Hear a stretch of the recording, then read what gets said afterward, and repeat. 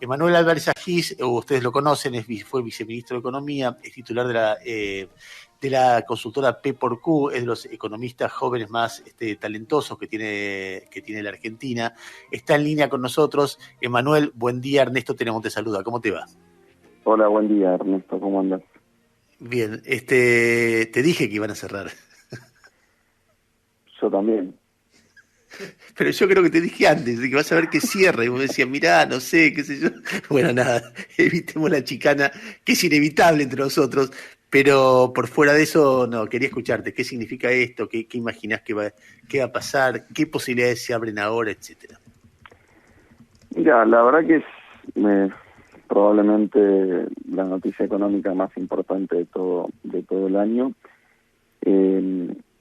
Incluso te diría la primera vez que Argentina despeja tan claramente los 4 años que vienen por delante desde el punto de vista financiero en su historia, digamos. Me parece que si este acuerdo costó básicamente porque creo que el ministro tuvo 2 grandes aciertos en su estrategia de negociación.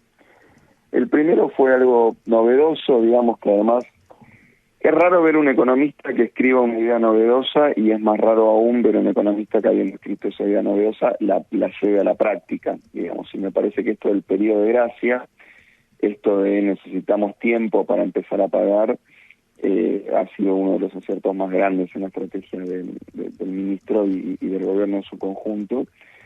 Porque, a ver, lo que está pasando hoy es que, por usar una metáfora feliz, porque alguna vez hemos usado metáforas tristes para la cuestión de la deuda, pero por usar una metáfora para que la gente lo pueda entender, digamos que Macri le dejó a la Argentina una mochila de deuda que pesaba 100 kilos.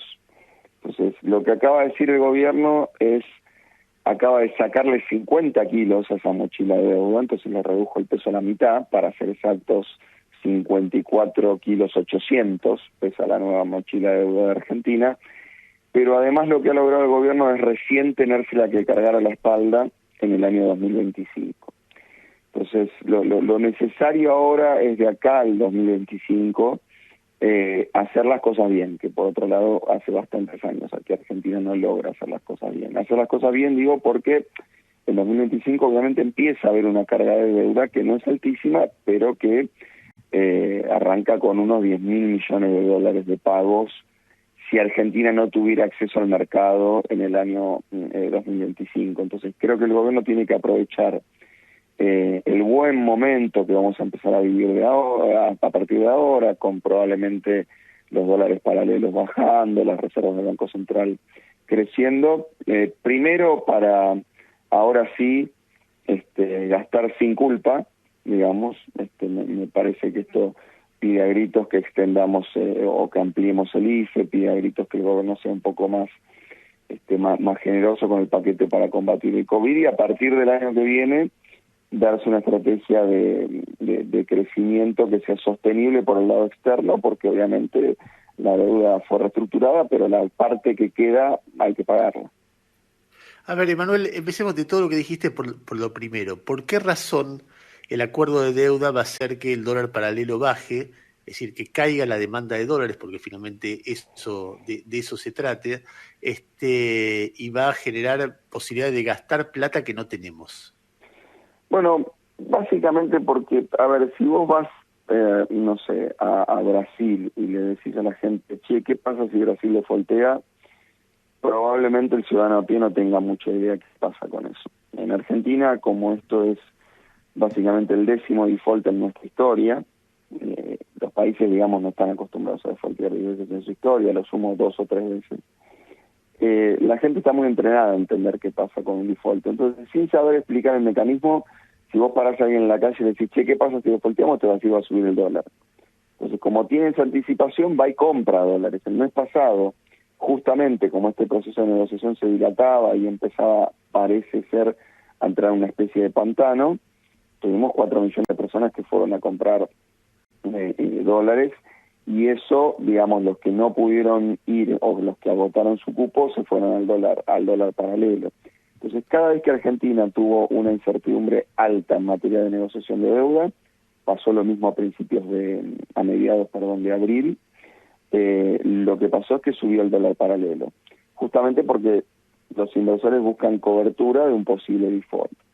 Yo francamente creo que despejado el horizonte del default, Argentina va a quedar con un punto de arranque razonable en lo financiero, pero muy malo en lo real, producto de la pandemia. Entonces creo que por eso lo primero que vamos a ver es una baja en el dólar paralelo. Probablemente el Banco Central afloje un poco los controles a las importaciones, que parte de esos controles también explican la suba del dólar paralelo, porque si el importador no consigue dólares al oficial para importar lo poco que pueda vender, se los va a buscar el paralelo, y el Banco Central ha dicho que puso esos controles justamente hasta que se despejara el horizonte de la deuda.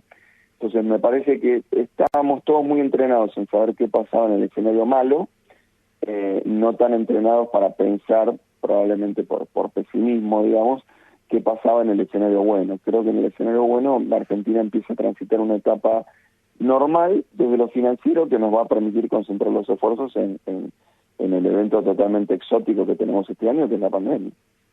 Ahora, cuando vos decís, ahora es momento de gastar sin culpa, decir, bueno, ya está, ahora arreglamos el tema de la deuda y a partir de ahí, ahora, no hay contradicción entre una cosa y la otra, no puede pasar que desde afuera te digan, macho, arreglamos la deuda para que en algún momento vos me pagues. Si empezás a gastar sin culpa, no vas a tener plata para pagarme nada por dos razones. Primero, porque vas a tener un déficit fiscal enorme. Y segundo, porque cuando tu gente empieza a consumir, ya sabemos lo que pasa en la Argentina, lo que consume es en dólares, lo que sea, desde turismo hasta cualquier tipo de bien electrónico, lo que fuere, o insumos industriales, y entonces te vas a gastar los dólares que tendrías que estar guardando para pagarme el 2025. ¿No puede pasar eso? Bueno, en tu propia pregunta hay esta parte de la respuesta. Cuando Argentina empieza a gastar, la gente empieza a gastar dólares, por ejemplo, en turismo. No va a ser el caso de este año. Argentina este año se va a ahorrar prácticamente 5.000 millones de dólares de déficit de turismo. Y por otro lado, justamente si alguna vez en la historia el mercado no le va a decir a Argentina que tiene un déficit fiscal grande, esa vez va a ser el año del COVID, digamos, porque todo el mundo está esperando que todos los países tengan un déficit fiscal monstruoso. Los que no gastan y quieren ser precavidos lo van a tener igual porque la economía se les va a caer como un piano. Y los que gastan probablemente van a tener un déficit grande, pero van a sufrir menos en términos de la caída de la economía. Entonces, es cierto que vos, a partir del año que viene, tenés que empezar, si estamos suponiendo que el año que viene aparece una vacuna y la cosa se empieza a normalizar, es cierto que tenés que empezar a poner las cosas en orden, y fundamentalmente no tanto a cuidar el déficit fiscal como empujar las exportaciones, que al final del día es lo único que nos va a hacer pagar la deuda de una manera que sea sobrellevable para la población en general, o sea, no con un ajuste. Ahora, para exportar en el 2021 tienen que quedar empresas en pie en el 2020, digamos, y no te olvides que el COVID-19 no es un evento que solo afecta a la pyme del conurbano que produce pantalones para que lo compren los argentinos. El COVID-19 implica que las exportaciones este año van a caer 25%. Entonces también vas a tener problemas con tu sector exportador. Entonces yo creo que lo que hay que hacer este año es apuntalar muy fuerte con gasto público la economía argentina, que va a tener hoy, creo, sin un default, una caída de entre 9 y 10 puntos. Me parece que si logramos meter una caída de un dígito va a ser un éxito total, y creo que hay que aprovechar esto para plantear un 2021 que tenga muy, muy enfocado el ojo en ahorrar dólares, ya sea exportando o tratando de importar menos, cosa que no va a estar fácil, ¿no? Cosa que no va a estar fácil porque obviamente creo que vamos a salir con un mundo más cerrado y más complicado, pero bueno, tenemos que empezar a transitar ese camino. Jairo, te quiero hacer una pregunta, Emanuel. Sí, Emanuel, buen día, ¿cómo estás? Buen día. En ese contexto... No estás en el baño, ¿no? No, para nada. Bueno. Ya salí.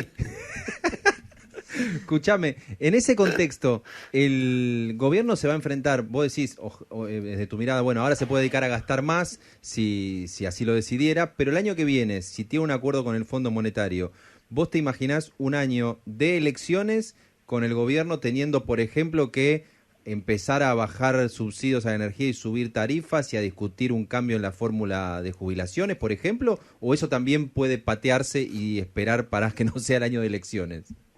No, yo creo que incluso mucho más temprano que eso, me parece que el mes que viene el gobierno tiene que ir con un presupuesto al gobierno, al Congreso, pero también imagino que ese presupuesto tiene que tratar de compatibilizarlo con las exigencias del Fondo Monetario.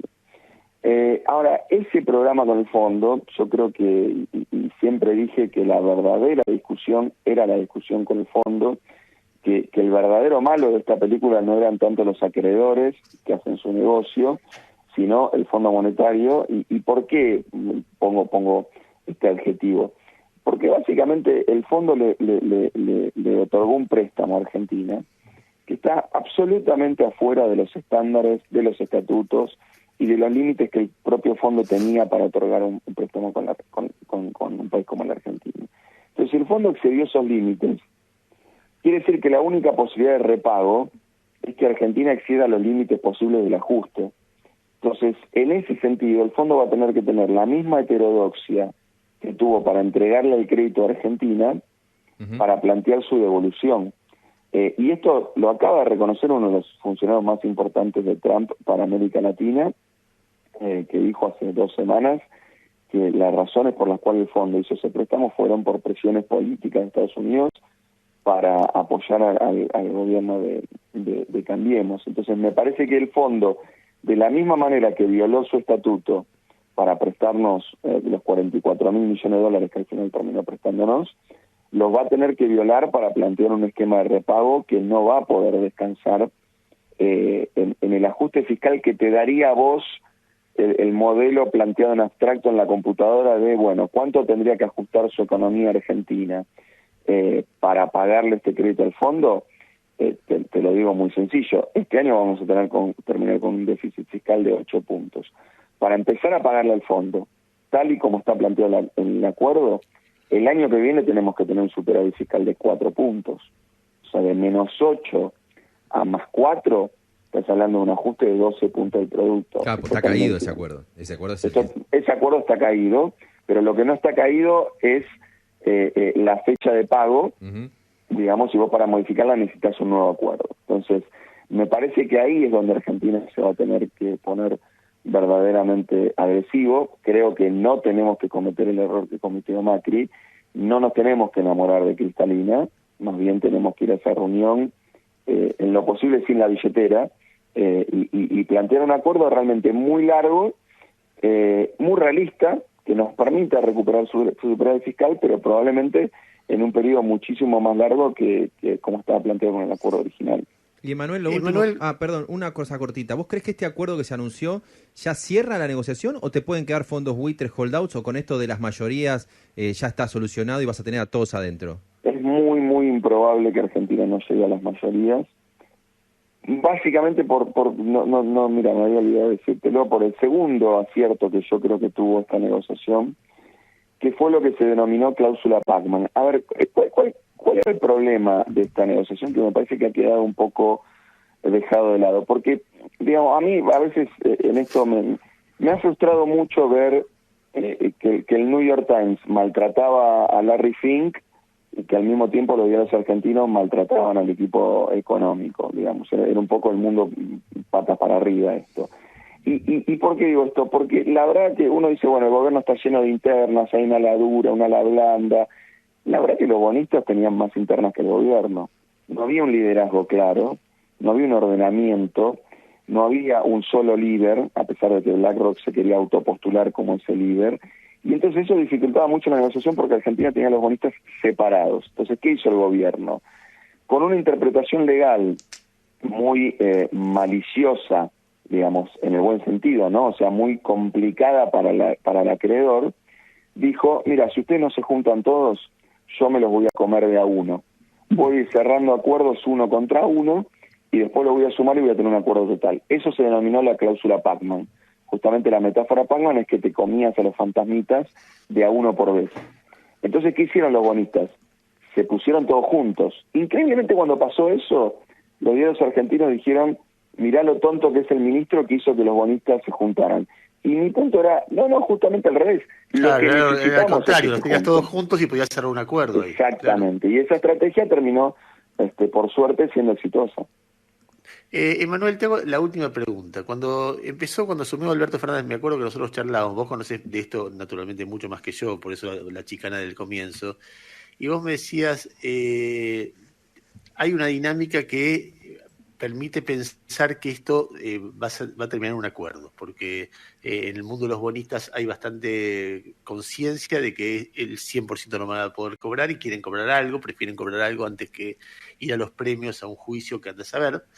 Por más que lo vayan a ganar, no es el estilo, quieren los resultados ahora, y el gobierno argentino no quiere ir al default. Entonces, en algún momento se van a acercar las posiciones. Ahora, de ahí hasta que se acerque va a ser muy tortuoso. Y fue exactamente más o menos como vos me lo decías, ni siquiera antes del 10 de diciembre, o un poco antes también.